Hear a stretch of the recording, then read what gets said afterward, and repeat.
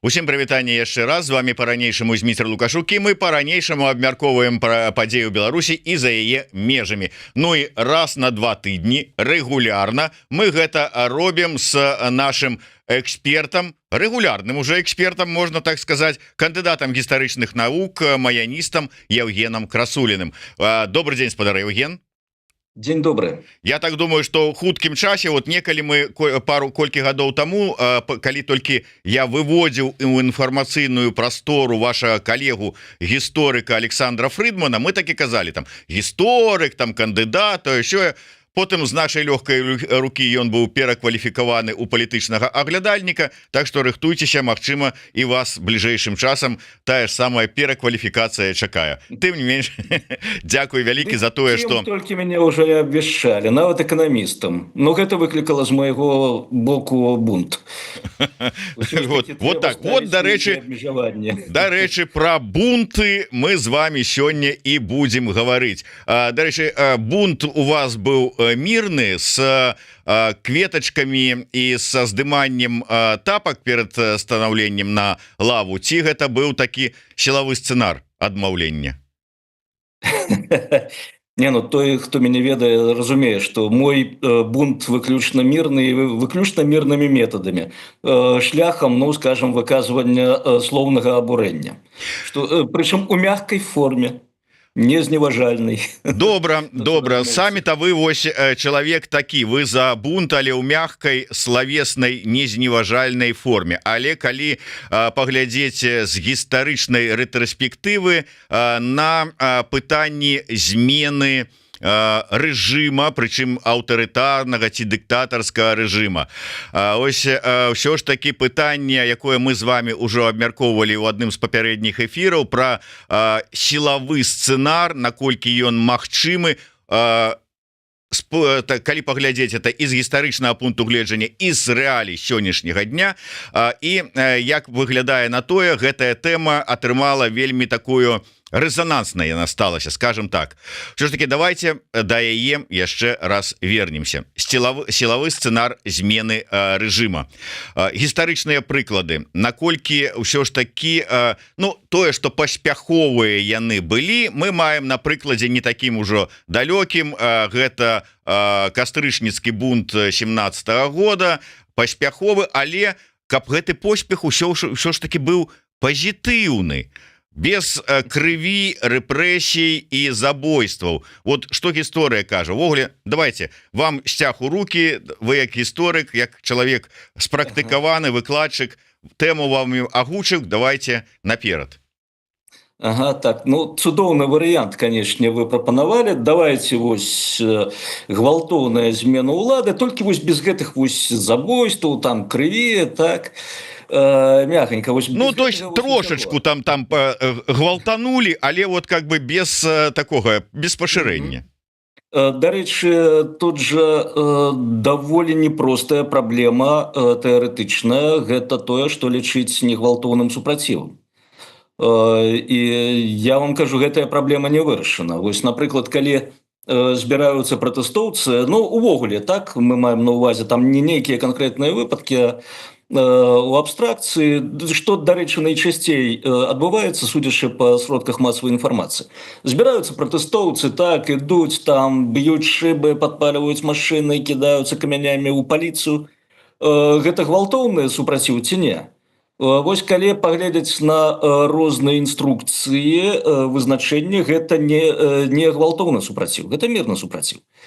Вось гвалтоўны супраціў, і давайте так, каб потым разумець адзін аднога і каб разумелі ўсе іншыя, што мы маем на ўвазе, пра што размаўляем. Гвалтоўны супраціў гэта калі ўжо бяруць бакі канфлікту ў рукі зброю, прычым, ну, зброю, вось зноўку варта вызначыцца, ну, добра, давайте стральцовую зброю, там, ці холодную зброю ідуць, вось стенка на стенку, скажем, ці... Ну, па першым часе яны ўзялі у рукі там вілы, косы, але потым раззброілі які-небудзь раус бліжэйшы, ну і нешта там атрымалі. Так, такое таксама бывала, вось, напрыклад, Багатаса ў свой час, гэта было у канцы 40-х гадоў 20-го стагоддзя у сталіцы Колумбіі Багаце, так і пачаўся бунт. Спачатку з камянямі, кійкамі, потым захоп паліцэйскіх арсеналаў, страляніна на вуліцах гораду, адразу кажу, ні да чаго не прывяла, акрамя там кучы забітых. Вось, дык вось, значыць, гвалтоўны супраціў, пра які мы будзем казаць, гэта вось супраціў са зброяй. І па нашых часах гэта супраціў, ну, з вагнепальнай зброяй, скажем, а тое, можа, з танкамі, артылерыяй, авіяцыяй, хто яго ведае. Вось, і будзем пра яго і казаць, так? І калі будзем казаць пра яго, вось тут, дарэчы, мяне здзівіла і нават шакавала тое, што я на апошнім тыдні сустрэў проста некалькі запар у розных абсалютна умовах, нават у розных краінах, меркаванне палітыкаў і інтэлектуалаў, што ну ніяк без гвалтоўных метадаў не абысціся, вось прынамсі у нашай сітуацыі, у сітуацыі ў Беларусі. І гэта мяне і, скажем так, напалохала і напрудзіла, бо зноўку ёсць такое, ну, скажем, такая з'ява. Можа, чыталі калі-небудзь роман Ільфа і Петрова «Залаты целёнок». Ну, безумоўна, і фільм глядзелі. Так, падаецца, я вось не памятаю, гэта ў «Залатым целёнку» ці ў «12 крэслах», пра Воронью слабодку. Там, дзе была Воронья слабодка, вось такая камунальная хата, розныя людзі, і ўсе заподозрылі бабульку, якая газу цягала ў гэтую хату, што яна падпаліць хату. І ўсе баяліся, што яна падпаліць хату. У выніку хата запылала з самых розных бакоў адначасова. Вось мы можам сфармаваць сваю будучыню па гэтай прынцыпе Вороньей слабодкі. Мы будем казаць, што трэба ўсё паліць і ўсё у выніку падпаліцца. Чаму я непакоюся за такі варыянт? Вось якраз тут можна звярнуцца да гісторыі гвалтоўных метадаў у палітыцы. І тут зноўку, вось за апошнім часам да метадаў, якія прымяняюцца для змены палітычных рэжымаў, пачалі прымяняць навуковыя падыходы. Ну, у першую чаргу тут мы можам казаць пра дзейнасць найбольш вядомай цяпер даследчыцы Эры Кічанавет, якая з матэматычнымі метадамі статыстыкі падышла да вывучэння гэтых самых гвалтоўных і негвалтоўных метадаў. Яна ўзяла з, падаецца, 1900 па 2006 год, там 300 з нечым у яе прыкладаў. Вось яна іх прааналізавала, прыйшла да высновы, што у значнай большасці, пераважнай большасці змены рэжымаў негвалтоўныя дзеянні прыводзяць да пазітыўных пераменаў, гвалтоўныя да негатыўных. І тут, як гісторык, я не магу не пагадзіцца з ёю, бо нават калі мы пачнем з самага пачатку вось гвалту ў палітыцы, ну, не бярем там, конечно, змагання супраць тыранаў у старажытных Афінах, но гэта самае вядомае, 6 стагоддзя да нашай эры, Гармодыюс Растэгейтон. Тырана забілі, а вынік адмоўны. Тут больш цікава для нас іншая сітуацыя, гэта, ну, хто ж не думае пра Рымскую імперію, так? А хто думае, як да гэтай Рымскай імперыі Рым дакаціўся? Была ж Рымская рэспубліка, і вельмі эфектыўная мадэль была, і палітычная, і сацыяльная, эканамічная, нягледзячы на то, што там, канешне, увесь час ішлі спрэчкі паміж патрыцыямі, плебеямі, багатымі, беднымі. Но ўсё было добра, ўсё было эфектыўна, пакуль не з'явіўся Тыберыус Грак, вядомы народны трыбун, я думаю, са школы ўсе чулі, прынамсі, неяк краем уха гэтае імя. Вось ён прасоўваў зямельную рэформу, быццам быў у інтарэсах сялянаў, іншыя кажуць, у інтарэсах дзяржавы. Но факт для нас больш цікавы той, што гэта першы чалавек, які ў Рымскай рэспубліцы выкарыстаў гвалт у палітыцы. Хай ён выкарыстаў яго дзеля сваёй, скажем так, абароны, дзеля абароны сваіх ідэяў, якія ён лічыў вельмі прагрэсіўнымі, неабходнымі. Но ён прыцягнуў гэты гвалт у палітыку, і, дарэчы, першай жа ахвярай зрабіўся ён сам. Ягоныя апаненты казалі: «А, ты працягнуў гвалт у палітыку? Цудоўна, значыць, мы таксама маем права выкарыстаць гэтыя метады супраць цябе». Тут жа гэта было выкарыстана, і Тыберыус Грах быў забітым. І цудоўна, калі б на гэтым усё скончылася. Не, усе пабачылі, што гэта можна рабіць. І вось з гэтага моманту, уласна кажучы, і пачынаюць адлік падзення Рымскай рэспублікі і пераход да імперыі. Далей амаль 100 год грамадзянскіх войнаў, вось гэтых унутраных канфліктаў. Каму ад гэтага было лепей, невядома. Ды ізноўку, вынікам гэтых усіх канфліктаў было ўсталяванне Рымскай імперыі, калі мы вось для Рымскай рэспублікі мы не чулі такія імёны. А для Рымскай імперыі Калігула, Нерон, Камот і гэтак далей. Гэта ж людзі, ну просто гэта такая партрэтная галерэя крымінальнай псіхіятрыі. І гэта тыя людзі, якія прыходзілі да ўлады, у тым ліку праз гвалт, дзякуючы таму, што гэтыя метады пайшлі ў палітыку. Ну добра, каб не стамляць антычнай гісторыяй, хоць тады людзі былі такія ж, як мы, абсалютна апраўдана прыцягнення такіх прыкладаў. Вернемся да нашага часу. Вось 20-й год, так? Усе крычаць, трэба зрабіць працу над памылкамі. Што мы зрабілі не так? Ну, тут зноўку адразу дэмагагічныя такія моманты праскокваюць. Значыць, калі трэба зрабіць працу над памылкамі, мы штосьці зрабілі не так, мы памыляліся, вось у чым памыляліся. І падспудна ідзе, што зброя. Трэба было ўзяць у рукі зброю. Вось адна з маіх сустрэчаў на апошнім тыдні з адным з палітыкаў еўрапейскай краіны, яна і заключалася ў тым, што ён казаў, што вось трэба было вам узяць у рукі зброю і вось усё. А што ўсё? І вось тут зноўку пачынаем думаць, якія шансы былі, увогуле якія фактары прысутнічалі, якія маглі адыграць для нас станоўчую ролю. Не бярэм наступствы, так, пакуль прымянення сілы, хоць мы ўжо разумеем, што гэта перспектыўка такая сабе, но наколькі мы маглі сапраўды вось выкарыстаць сілу, і гэта прывяло да падзення рэжыму. Вось пытанне цікавае, хоць яго чамусьці не задаюць. Вось ёсць жа гэтая упэўненасць, што мы бы ўзялі ў рукі зброю, і ўсё, рэжым бы там заплакаў, куды-небудзь пад плінтус залез, і ўсё, мы б яго больш не бачылі. А у рэальнасці, калі мы возьмем сітуацыю, так, ну, мы бярэм у рукі зброю. Першае пытанне, якое ўзнікае? Вы ведаеце, у мяне асабіста ўзнікае першае пытанне такое: а хто гэтыя мы?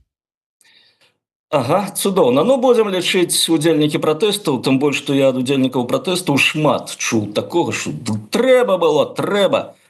Вось. Так што, хто такія мы? Ну, скажем, вось ёсць адказ. Удзельнікі пратэстаў. Я разумею, у чым выкліканы ваш пытанне. Бо аднойчы таксама на сходзе, у тым ліку удзельнікаў пратэстаў, праз год ці два, не памятаю ўжо пасля гэтага, узнікла пытанне, а хто з вас узяў бы ў рукі зброю? Што-то леса рук не было. Вось, то бок, возьмем і гэты фактар. Народ абсалютна не быў гатовы да зброі, і гэта я хутчэй расцэньваю як пазітыўны момант ва ўсёй нашай гісторыі. Вось, а другое пытанне, канешне, а дзе ўзяць зброю, так? Вось, ва ўяўленнях гэтых людзей зброя проста валяецца пад нагамі, там недзе, можа, прыхавана на антрэсолях кватэраў гарадскіх, так, можа, пад лінолеумам ляжыць, ці яшчэ дзе-небудзь там у лядоўні прыхаваная. Не, ёсць яшчэ адзін вельмі добры міф. Мы ж партызанская краіна, і перыядычна ездзім там на вёску, там да дзеда, і паліваем адмысловым маслам машынным адну градку, бо там закапаны кулямёт. Так. Прыхаваны з 44-го году. Ну, дарэчы, я не выключаю, што такія ёсць схованкі, толькі страшуся, што гэтыя схованкі даўно ўжо, скажем так, згублены іхнія месцы. Ды так, нават калі б былі гэтыя схованкі, ну, добра, ёсць схованкі, з'ездзілі ў вёску па гэтыя самыя штурмгеверы, ці МП-40, ці што там яшчэ. Вось, вяртаемся, далей што? Далей якое пытанне? Арганізацыя? Ну, арганізацыя нейкая, так? Вось арганізацыя, гэта ж трэба, каб кожны баец з штурмгеверам ці там з ППШ ці з Мосінкай, ён ведаў свой манёвр. Вось дзе такая арганізацыя, дзе ва ўмовах, прычым гэта ж не стаянне там, як было на Майдане ў Кіеве, так? Пакуль там было мірнае стаянне, там можна было арганізавацца, ўсё, у нейкія сотні. Но тут у нас часу не будзе, у нас ужо зброя ў руках, так? Вось гэта выкліча дзеянне ў адказ, і ў выніку мы будзем неарганізаванымі, сустрэтыя вось гэтымі самымі арганізаванымі атрадамі. І пачынаецца, ну добра, мы вытрымалі першы націск, вось палеглі першыя шэрагі, іхнюю зброю ўзялі наступныя людзі. Далей што? Далей, канешне, праціўны бок падцягвае больш цяжкую зброю, як гэта заўжды бывала. Вось, і нашы ўсе гэтыя схованкі дзедавы не працуюць. Бо супраць авіяцыі, супраць буйнакаліберных кулямётаў наўрад ці мы што-небудзь здолеем зрабіць, так? Армія пераходзіць на бок народа. Ага, вось, мы пераходзім да іншага фактару, які неабходны дзеля таго, каб дасягнуць перамогі ў процістаянні. Гэта тое, што завецца раскол элітаў. Хоць, канешне, мы можам казаць, што шарагоўцы, скажем, пераходзяць на бок народу, но тут ўсё ж такі роля афіцэрскага складу даволі моцная. І паколькі войска гэта жорсткая іерархія, залежнасць ад пазіцыі вышэйшых афіцэраў даволі моцная. І вось тут, зноўку, калі мы вяртаемся да статыстычных метадаў вось, аналізу гэтых самых гвалтоўных, негвалтоўных мерапрыемстваў і вяртаемся да эрыкі Чынавет, мы прыгадваем ейнае знакамітае сцвярджэнне пра 3,5%. Я думаю, шмат хто чуў пра гэтае сцвярджэнне Чынавет, што калі ў пратэстах мірных удзельнічае 3,5% насельніцтва, пратэсты перамагаюць. Вось зноўку тут мы пераходзім да баесаўскай тэарэмы, усе навокал пачынаюць дрыжаць ад гэтых страшных словаў. Ну, Баес – гэта матэматык 18 стагоддзя, які займаўся развіццём тэорыі імавернасці. І вось ён казаў, што чым больш мы аналізуем выпадкаў адной і той жа падзеі, ну, у розных, скажем так, часах, мы маем больш інфармацыі, можам з большай дакладнасцю прадказаць, які будзе вынік. І вось тут да падзеяў 20-го году можна казаць, што вывады вось гэтай высновы Чынавет матэматычныя, яны слушныя. 3,5% насельніцтва на вуліцах дастаткова для змены рэжыму. У Беларусі гэтага, як высветлілася, недастаткова. Но я ўсё ж такі зыходжу з таго, што на вуліцах беларускіх гарадоў было больш за 3,5%, значна больш за 3,5% насельніцтва. І па тэорыі Чынавет вось такая колькасць прыводзіць да расколу элітаў. Ну, эліты бачаць, што ўсё, власна кажучы, насельніцтва супраць іх. А насельніцтва – гэта галоўная крыніца дабрабыту дзяржавы, галоўны рэсурс дзяржавы і у тым ліку палітычнай мадэлі. Вось калі беларусы выступілі супраць рэжыму Лукашэнкі, калі ён нават на сходзе адабраных рабочых пачуў вось гэтае «уході», і сышоў сапраўды, праўда, не з улады, на жаль. Вось гэта ўсё, гэта канец. Для элітаў гэта адназначны сігнал, што перспектываў няма у сувязі з рэжымом Лукашэнкі, трэба пераходзіць на бок народу. Ну і там ужо спадзявацца, што люстрацыі, судовы пераслед вас абыдуць. А тут гэтага расколу не адбылося. Дакладней, ён адбыўся, но вельмі часткова. Частка элітаў перайшла на бок народу, а частка не. Вось, і тут, канечне, галоўнае для нас высветліць, а што не дало, не прывяло да расколу элітаў.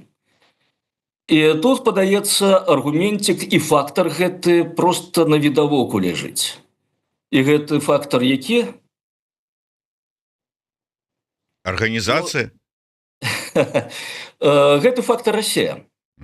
Вось беларусы, выступіўшы супраць рэжыму Лукашэнкі, фактычна пазбавілі яго вось гэта рэсурса свайго. Слухайте, можна я пераб'ю, спадар Евген, адразу просто по ходу. Безумоўна, зараз мы выставляем фактор России як адзін з галоўных, і чаму эліты не раскалоліся, і чаму вот яны там і гэтак далей, гэтак далей. А словы про тое, что генералы чакалі, пакуль Ціхановская ім патэлефануе і скажа: я абраны прэзідэнт, вы павінны выконваць мае загады, і яны тут жа вот пачалі выконваць яе загады. Гэта ад лукавага ці вот як это вот ці можа так і было?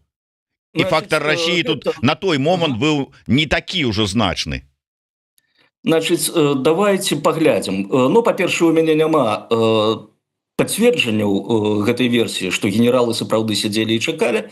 Вось я з генераламі не размаўляў. Ну, давайте вось пагуляемся ў гэты умоўны лад у гісторыі, хоць некаторыя кажуць, што так нельга рабіць, но на мой погляд гэта вельмі карысна раз-пораз зрабіць. І паспрабуем правесці такую гульню. Так, вось генерал сядзіць чакае, добра, генералы сядзяць чакаюць. Тихановская поставила аўтадазвон, значыць, кожнаму датэлефанавалася, казала: я абраны прэзідэнт, выконвайце мае загады. Добра, генералы казалі, што выканаем ваши загады. Што далей? Далей усё роўна мы упіраемся ў фактор России. Жадаем мы таго ці не жадаем? Вось у чым праблемка прадказання будучыні і ўвогуле разліку эфектыўнасці, неэфектыўнасці тых ці іншых дзеянняў, гэта тое, што трэба мець на увазе вельмі шмат фактараў. Вось у 2020 годзе мала хто звяртаў увагу на фактор России. Дакладней, мала хто разумеў сапраўдныя матывацыі расійскае кіраўніцтва. Адсюль вось гэты заклік Тихановскай, што Владимир Владимирович, не ўмешваецеся ў тое, што адбываецца ў Беларусі, з такой, ну, вось, характэрнай для беларусаў тады наіўнасцю, што, ну, можа, Россия устрымаецца, можа, Россия не так зацікаўлена ў рэжыме Лукашенко, ось, і яна просто, ну, будзе далей спрабаваць будаваць адносіны з новым палітычным рэжымам у Беларусі. Дарэчы, вось такія паводзіны, як то і не дзіўна, характэрныя для Китаю. Китай, ён можа укласці вялікія сродкі ў які-небудзь палітычны рэжым, а потым гэты рэжым будзе звергнутым, і Китай не будзе ўмешвацца, каб абараніць яго. Ён будзе, наадварот, спрабаваць пабудаваць новыя адносіны з новым рэжымам. Дарэчы, Китай праз гэта згубіў шмат рэсурсаў у той жа Сярэдняй Азіі, у Кыргызстане, напрыклад. Я памятаю, вывучаў пытанне адносінаў паміж Кітаем і Іранам. Пасля рэвалюцыі 79-го году Кітай там шмат чаго згубіў, і потым дзесяцігоддзі спатрэбіліся, каб зноў аднавіць адносіны з Іранам.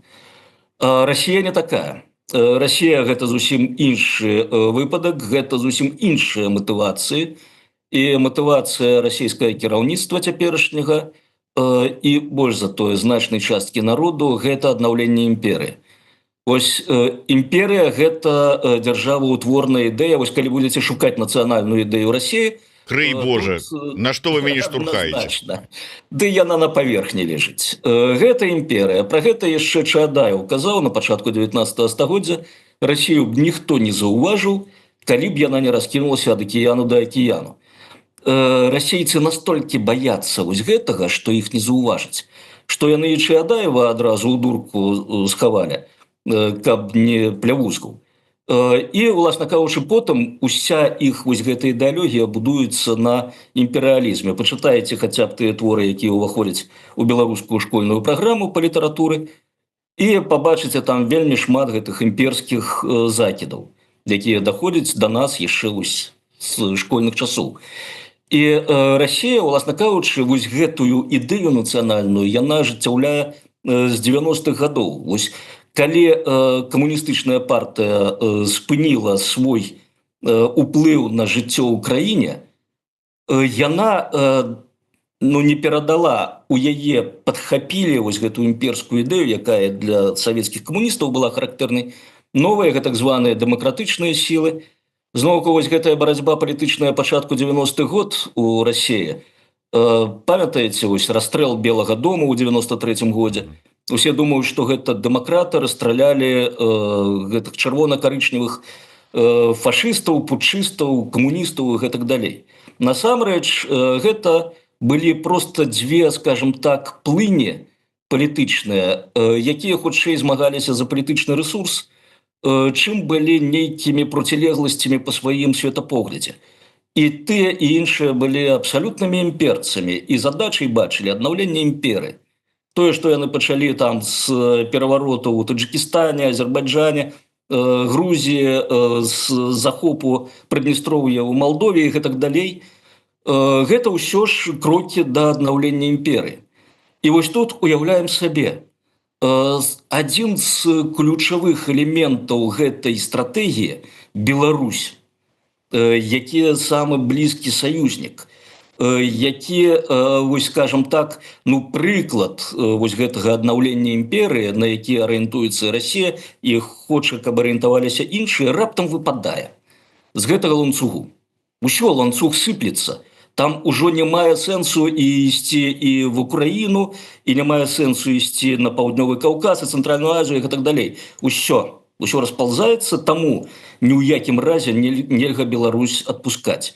І калі генералы атрымалі ад Ціханаўскай заяву, што яна прэзідэнтка законная, і спрабуюць выступіць у абарону Беларусі, я спадзяюся, яны спрабавалі выступіць, супраць вось гэтай расійскай пагрозы, а як міністр Лаўроў казаў не так даўно, мы не толькі Расгвардыю, мы б і танкі накіравалі, калі што, ў Беларусь.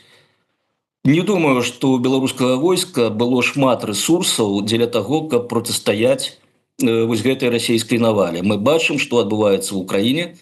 Украіна з куды большымі рэсурсамі чалавечымі і матэрыяльнымі, яна процістаіць, но не так, як бы нам хацелася. Так, мы б атрымалі што па выніку? Мы атрымалі даволі хуткую акупацыю Беларусі, і потым мы б атрымалі ўжо вайну супраць Украіны паўнамаштабную з удзелам беларусаў. Бо вось гэтая акупацыя, яна, власна кажучы, зняла даволі шмат перашкодаў на шляху да прыцягнення беларускага войска, ўжо разбітага, дэмаралізаванага, да ўдзелу у гэтай кампаніі ганебнай. Вось. Так што, калі б Ціханаўская патэлефанавала, не забываема пра расійскі фактар, тут бы нам нічога добрага не святліла. І зноўку, вось вяртаемся да таго, наколькі эфектыўны гвалтоўны метад зброі у захопе ўлады. Калі мы прыгадаем усе гэтыя спробы нашых продкаў выступіць супраць таго, што адбываецца, пачынаючы з паўстання Касцюшкі. Паўстанне пачатку 30-х гадоў 19-го стагоддзя, 1863 год. Мы бачым, што гэта так, гэта каласальны для нас рэсурс для нашай ідэнтычнасці. Гэта тыя прыклады, якія з'яўляюцца для нас падмуркам для гонару, з той падставы, што мы з'яўляемся беларусамі, так жа, як гэтыя людзі. Але эфектыўнасць, вынік, які гэтых паўстанняў, ён прывёў да чагосьці станоўчага беларусаў, акрамя гэтага падмурку ідэнтычнасці.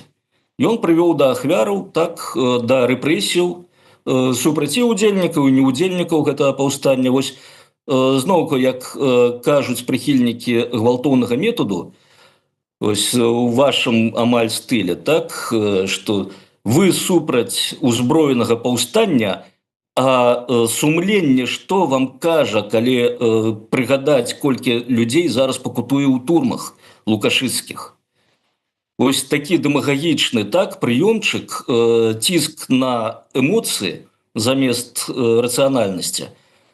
Калі ім адказаць рацыянальна, цудоўна, вы якую альтэрнатыву прапануеце? Узяць у рукі зброю, выступіць супраць Расіі з усім рэсурсам ейным, і у выніку, зноўку, горы трупаў. Вось мы можам цяпер з вами вызначыць, каго мы ахвяруем дзеля вось гэтай радасці падтрымаць у руках зброю, без усялякіх шансаў на перамогу у нашай сітуацыі.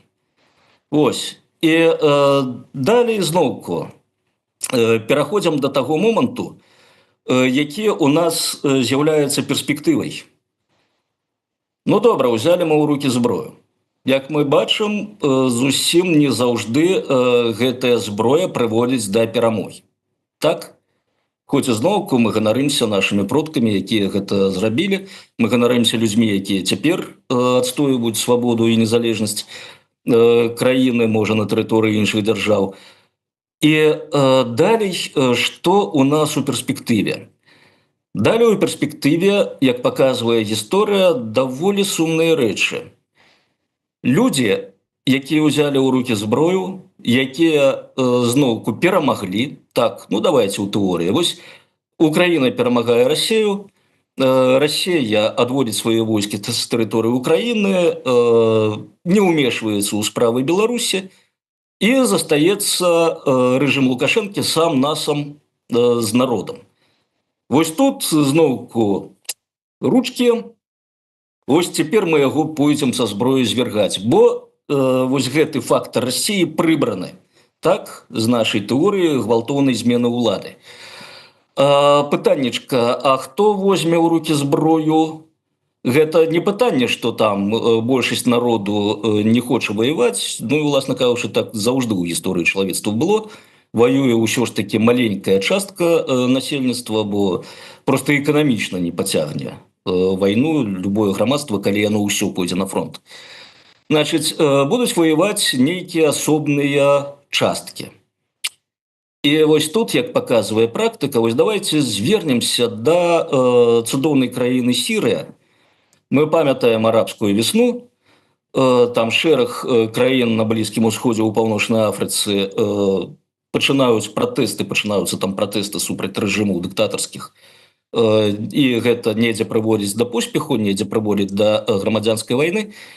Вось калі паглядзець на гэтыя краіны і вынікі пратэстаў, у залежнасці ад формы, мы бачым, там, дзе няма зброі, там, дзе пратэсты мірныя, насуперак усім заявам там такіх людзей кшталту Іларыёнова перамагаюць мірныя пратэсты. Зноўку прыкладаў можна прывесці шмат, калі цікава, потым магу пералічыць некаторыя.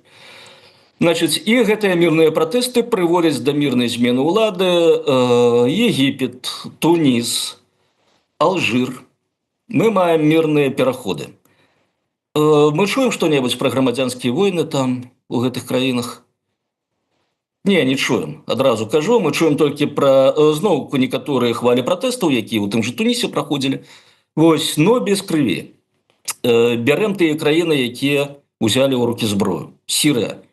11-й год, там же кашмар, што адбывалася, там разагналі маніфестацыю юнакоў, моладзі, шмат хто апынуўся за кратамі, а сярод тых, хто апынуўся за кратамі, былі дзеці вайскоўцаў высокапастаўленых. Іх там катавалі, збівалі, ну як беларусаў. І ў выніку вайскоўцы ўзяліся за зброю. І цудоўна, калі б там толькі вайскоўцы гэтыя ўзяліся за зброю. За зброю ўзяліся ісламскія радыкалы, за зброю ўзяліся арабскія племёны, за зброю ўзяліся курды, і гэтак далей. І ў выніку Сірыя цяпер існуе фактычна як такі кангламерат ваюючых тэрыторыяў, насельніцтву якога даўно ўжо надакучыла глядзець, як на яго сыплюцца бомбы і як яго труцяць газамі. І вось у адрозненне ад Тунісу, Алжыру, Егіпту, дзе гэта ўсё прайшло мірным шляхам, мы маем грамадзянскую вайну, якая невядома калі і галоўнае, якая чым скончыцца. А потым умешаліся зноўку і вонкавыя сілы. Там, дарэчы, адзін з прадстаўнікоў Саудаўскай Арабіі яшчэ ў 15-м годзе казаў, калі б не Расія, мы б праблему Асада вырашылі яшчэ ў 11-м годзе. Ну, умешалася Расія са сваім фактарам. І вось вам вынік. Гэта мы можам смела глядзець, што можа адбыцца на тэрыторыі Беларусі. Калі раптам нехта пойдзе звяргаць рэжым Лукашэнку са зброяй у руках, ну, напрыклад, полк Каліноўскага, так?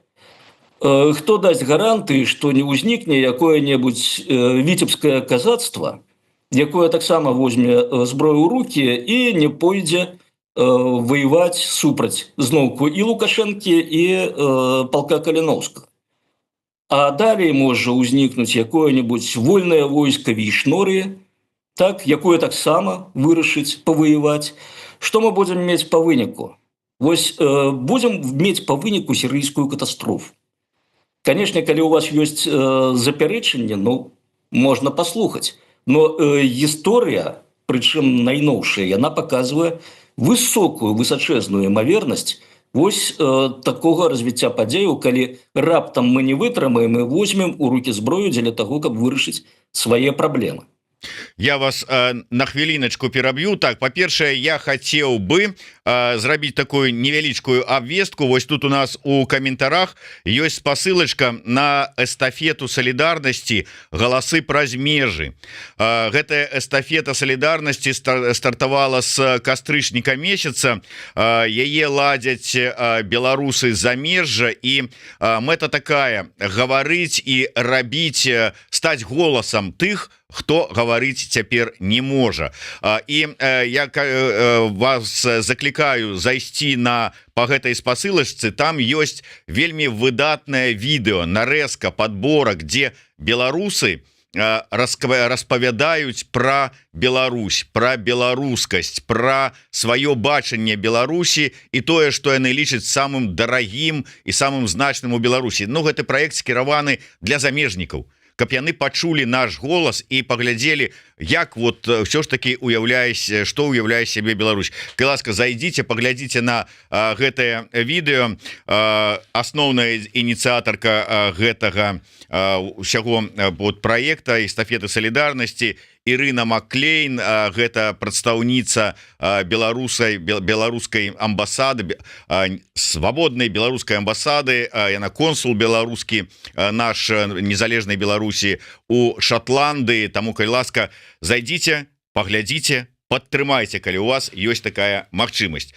І я ў працяг вот ваших слоў хацеў бы прыгадаць, памятаеце, вось буквально днямі шакуючае відэо на лукашэнкаўскім тэлебачанні выйшла пра тое, як распавядалі, як там рыхтаваўся сілавы сцэнар, захоп Беларусі рознымі вось гэтымі экстрэмістамі, радыкаламі, збеглымі, як там іх толькі не называлі. С аднаго боку заходзіць полк Каліноўскага і беларускі добраахвотніцкі корпус, ствараецца кобрынскі плацдарм.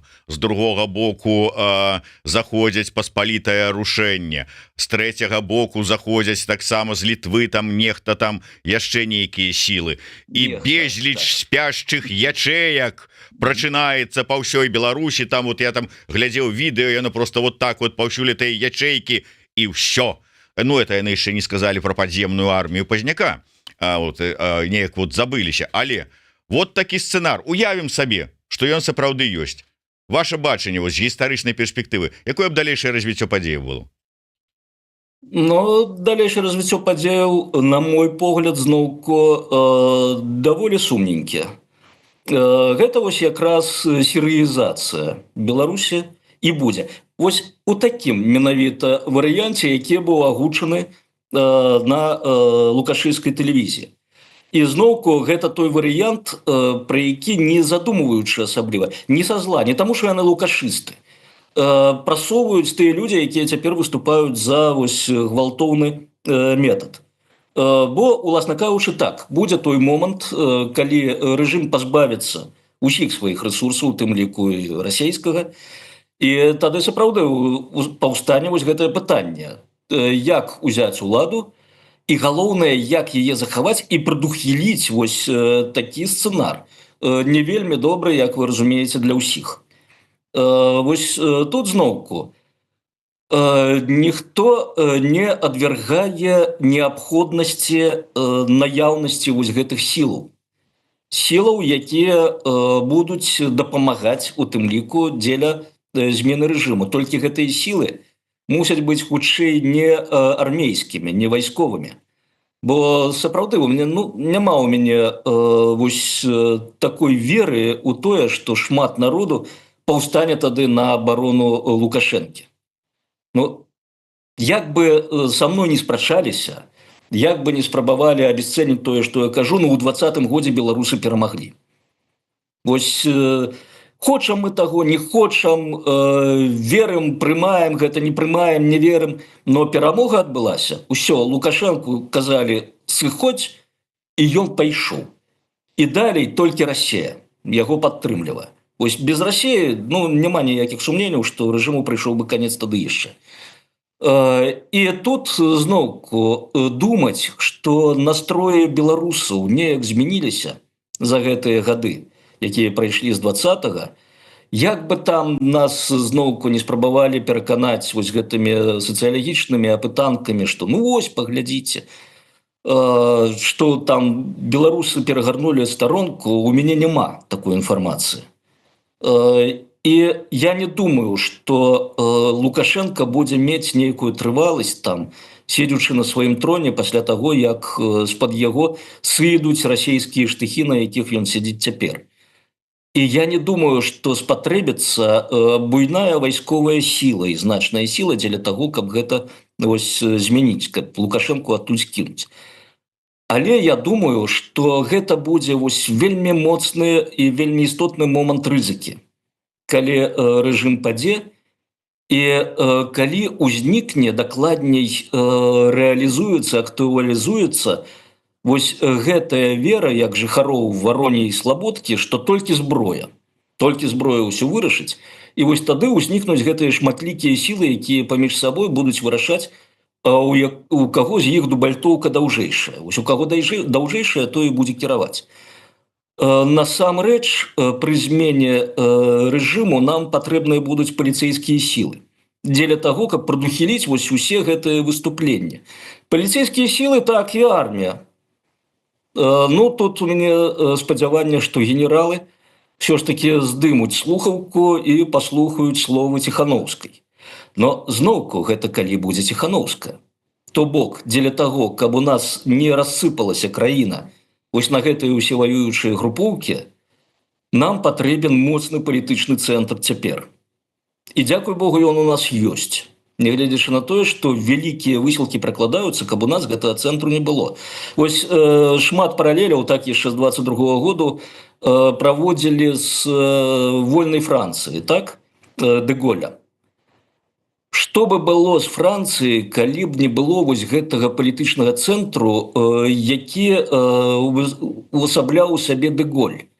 Дарэчы, там жа таксама былі праблемы, там былі канкурэнты ў Дэ Голля. Дэ Голля просто пашчасціла, што гэтых канкурэнтаў там у тым ліку пазабівалі. Вось розныя людзі, не ён, дзякуй Богу. Вось, і ён застаўся адзін, зноўку у змаганні паміж Чэрчылем і Рузвельтам. Адзін сімпатызаваў Дэ Голлю, іншы яго не прымаў на дух. Усё ж такі перамагла лінія на Дэ Голля. І вось у французаў быў гэты палітычны цэнтр, і пасля вызвалення, ну хай і іншымі войскамі, но тым не менш, у Францыі не адбылося вось гэтага раздраю палітычнага. А было зразумела, хто будзе арганізоўваць выбары, былі праведзены выбары, і ўсё, і далей Францыя вярнулася да дэмакратычнага шляху развіцця. Вось нам неабходна менавіта такое, каб у нас быў прызнаны ўсімі палітычны цэнтр, якому падпарадковваюцца паліцэйскія сілы, падпарадковваюцца армейскія сілы, і тады мы пазбягаем вось гэтага сцэнару. Нават калі там патрэбіцца нейкае прымяненне сілы супраць тых, хто не пажадае падпарадкавацца новай вось гэтай палітычнай эліце, новаму рэжыму палітычнаму, но іх трэба будзе нейтралізаваць дзеля таго, каб яны не прынеслі вялікіх праблемаў у Беларусі і беларускаму народу. Вось тут прымяненне сілы будзе абсалютна апраўданым, но толькі не дзеля звяржэння рэжыму Лукашэнкі. Бо я думаю, вось мірны пратэст, мірныя метады тут будуць куды больш эфектыўнымі для будучыні. Зноўку мы з вами яшчэ не перайшлі вось да аналізу вынікаў. Ну, уласна кажучы, што тут аналізаваць, калі ўсе ведаюць, чым скончыўся кастрычніцкі пераварот, калі бальшавікі прыйшлі да ўлады, так? Ось прапаненты выкарыстання гвалтоўных метадаў. Ну і як? Каму зрабілася ад гэтага добра? Ад выкарыстання гэтых гвалтоўных метадаў? Кітай. Там же камуністы прыйшлі да ўлады ў выніку грамадзянскай вайны. Так, не мирными протестами Мао Цзэдун завоевал уладу и заснавал Китайскую Народную Республику. Вынікі для китайцаў якія былі? Вось добрымі яны зрабіліся толькі пасля таго, як адмовіліся ад гэтых гвалтоўных метадаў і перайшлі да лібералізацыі. Слово, якое у нас ледзь не ругательное цяпер. Так, лібералы, як зноўку адзін палітык на мінулым тыдні казаў пра беларусаў: «Ды вы проста нейкія еўрапейскія лібералы». Калі беларусы адмовіліся ад прыняцця вось гэтых гвалтоўных метадаў, на якіх настойваў гэты палітык. Ось. І гэтак далей, вось, вельмі шмат, канец 20-го стагоддзя, пачатак 21-го паказвае, як толькі гвалт прыходзіць, перспектыўкі вельмі сумныя. Дарэчы, вельмі цікавая гісторыя з Йеменам. Хто б ведаў гэтую краіну, так, калі б зараз хусіты з Йемену не бамбілі марскі транспарт у Чырвоным моры. Там жа таксама была рэвалюцыя падчас вось гэтай арабскай весны. І яна была падкрэслена мірная. Йеменцы выйшлі на вуліцы з кветкамі ясміну. Ясмінавая рэвалюцыя, гэта так і звалося. А потым з'явіліся хусіты, яны давно там ввели вайну супраць рэжыму дыктатарскага, і казалі: «Хлопцы, да вы што, так рэвалюцыя не робіцца. Трэба ўзяць у рукі зброю». Па выніку там у Йемене і ўнутраны канфлікт, а ўнутраны канфлікт гэта ж і удар па эканоміцы. Вось, дарэчы, выбачаюся, акурат такі актуальна да нашай сітуацыі, у тым сэнсе, што зараз вот у дадзены момант кажуць: «Ну добра, вы ў 20-м годзе паспрабавалі з кветачкамі і ў шкарпэтачках на лавах, зразумелі, што не працуе супраць такога рэжыма, супраць такога дыктатара, як Лукашенко. Ну, значыць, прыйшоў час, наступны этап, зброя ў рукі». Ну, так яны так і кажуць яшчэ з 20-го году. Дык гэта на карысць Лукашэнкі, гэта зноўку выкарыстанне рэсурсу. Я памятаю, яшчэ до 20-го году палітыкаў апазіцыйных абвінавачвалі ў тым, што вы вядзеце народ пад дручкі. І чамусьці тут жа праз коску пачынаюць казаць: «Так, трэба весці народ пад кулямёты». Ну, дзіўная логіка, пагадзіцеся, так? Усё ж такі лепш пад дручкі, чым пад кулямёты. Ну і зноўку потым, вось працяг гэтага, калі мы запускаем гвалт у нашу палітыку, мы ж запускаем яго не толькі для сябе, для такіх вось праўдных людзей, якія змагаюцца за свабоду, дэмакратыю і гэтак далей. Мы запускаем яе для ўсіх, гэты гвалт. І у выніку, ну, людзі, як правіла, ўсё ж такі поглядаў дэмакратычных, ліберальных, ім крышачку цяжэй ваяваць, калі за імі не стаіць моцнага там рэсурсу эканамічнага, цяжэй ваяваць тымі, хто, вось, скажем так, за хутчэй дыктатарскія аўтарытарныя метады. Таму дыктатарскія аўтарытарныя рэжымы ў асноўным прыбягаюць да гвалту, і зноўку яны нараджаюцца праз гвалт. Ёсць цудоўны прыклад, статыстычны зноўку, Балівія. 70-е, пачатак 80-х гадоў там было 8 зменаў улады. З іх 6 гвалтоўныя, і дзве змены ўлады праз дэмакратычныя выбары. Колькі зменаў і якія прывялі да паступовага, паступальнага, стабільнага дэмакратычнага развіцця краіны? Адзін мірны. Усе гвалтоўныя перавароты узброеныя яны правадзілі толькі да ўсталявання новага дыктатарскага рэжыму, што, уласна кажучы, у нас і будзе. Можна паглядзець наратывы тых, хто выступае за падобны варыянт. Яны ж кажуць, што мы ж там са зброяй у руках заваюем уладу, значыць, улада належыць каму?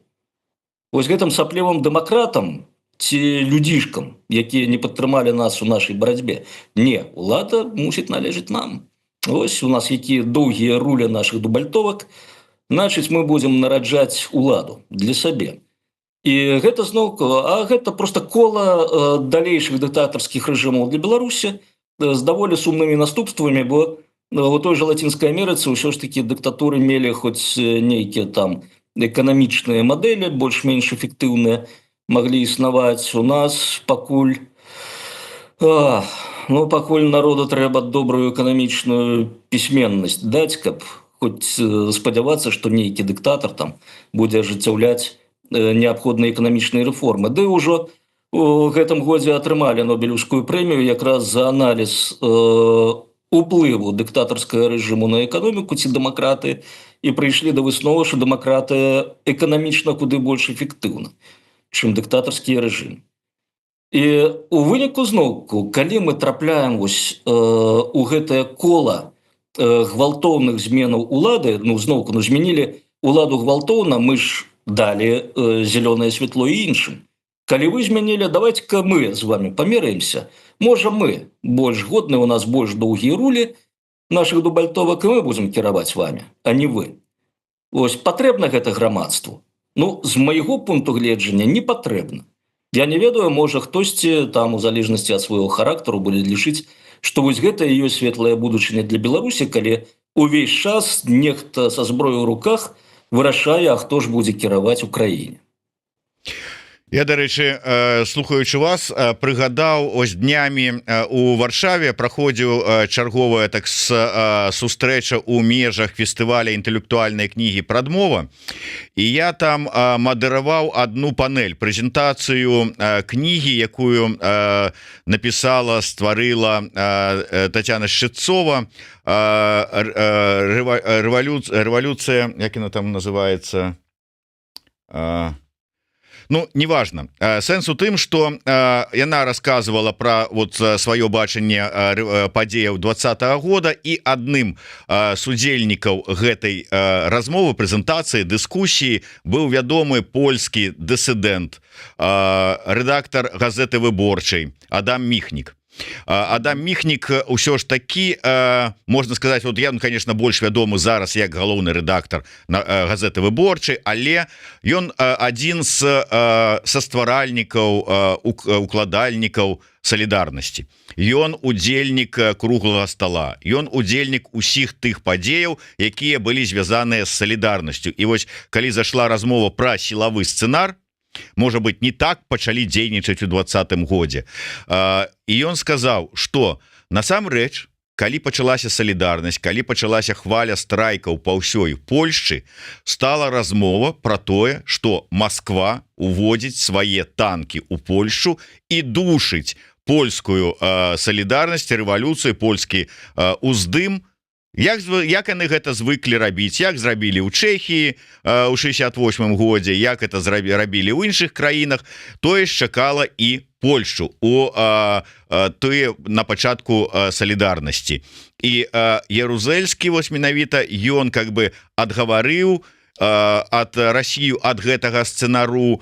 Потым, безумоўна, пачаўся ваенны стан, рэпрэсіі, і мы ведаем, чым там это ўсё, як это ўсё адбывалася, колькі было ахвяраў, крыві, катаванняў, эміграцыі, ўсяго астатняга. Але вось гэты сам факт, што Расія-то стаяла нагатове.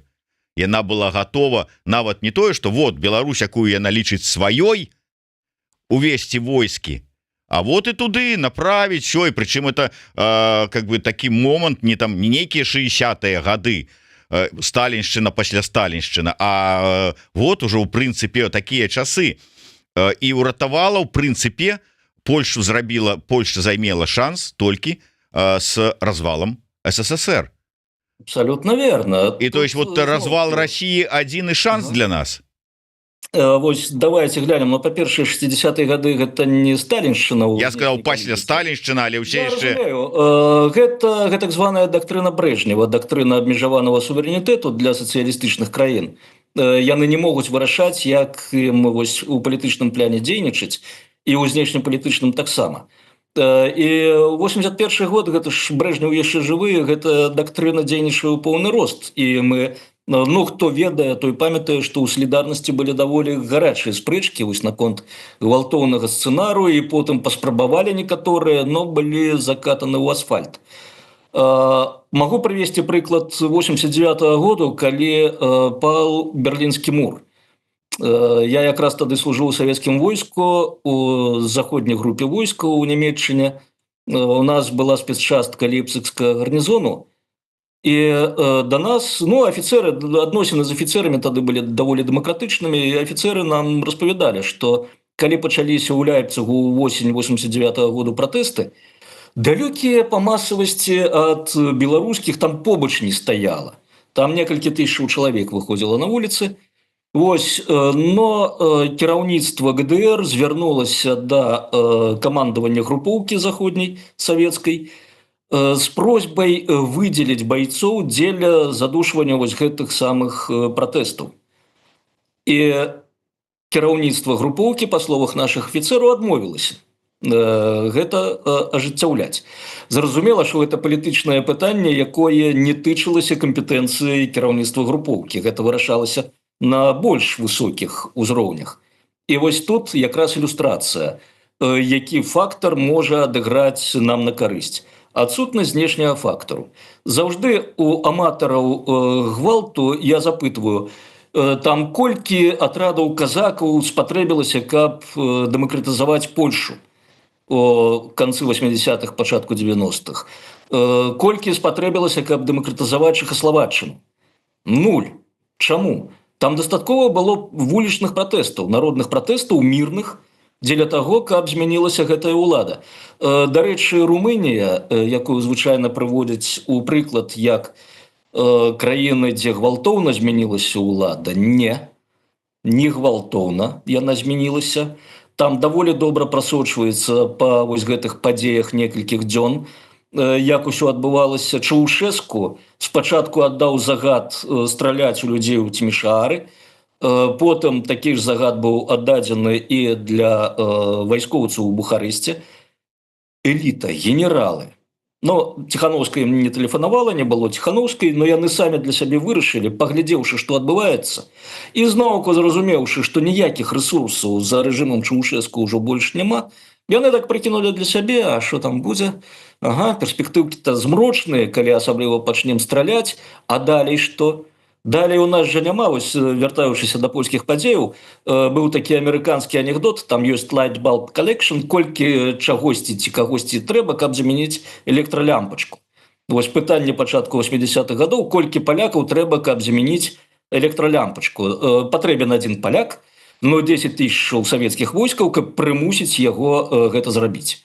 Вось не было у румынскіх генералаў на кожнага румына па 10 тысячаў войскаў, каб прымусіць яго там далей працаваць на гэты самы рэжым. І генералы проста пайшлі ў адмову. Адзін з іх схаваўся ў шпіталі ў знаёмага лекара, каб яго не прызначыў Чаўшэску, не дай бог, галоўным.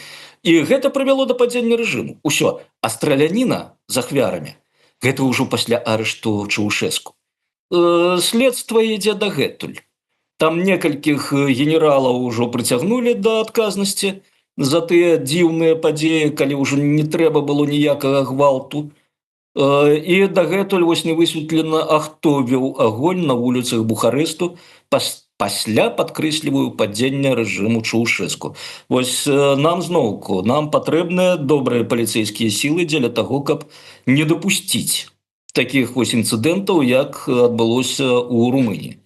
І далей, зноўку, мы бачым, што выкрэсліванне, выбіванне вось гэта падмурку з-пад рэжымаў сацыялістычных, камуністычных ва ўсходняй Еўропе прывяло да таго, што яны проста пасыпаліся самі па сабе. Падмурку я маю на ўвазе ў выглядзе падтрымкі з боку Савецкага Саюзу і абароны з боку Савецкага Саюзу. Як толькі Расія пасыплецца, няма ніякіх сумненняў, што мы паўторым паспяховы досвед і ўсходнееўрапейскіх краін, і краінаў Балты, якія таксама казалі, што ну, мы же там змагаліся, ось, а вы не змагаецеся. Я быў у Вільні у студзені 91-го года. Я бачыў гэта ўсё, я бачыў, што пасля падзеяў ля тэлевежы, радыёкамітэт і тыя будынкі, якія савецкае войска хацела утрымаць пад кантролем, яны былі пад кантролем савецкага войска. Калі б яны штурмавалі Сеймас, я думаю, яны прыйшлі да поспеху, ну, канешне, з большай колькасцю ахвяраў.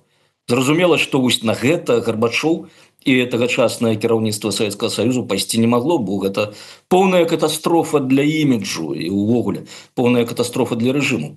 Таму у краінах Балтыі і ў Літве, і ў Латвіі, у Эстоніі я аналізаваў гэта ўсё, я размаўляў з удзельнікамі тых падзеяў.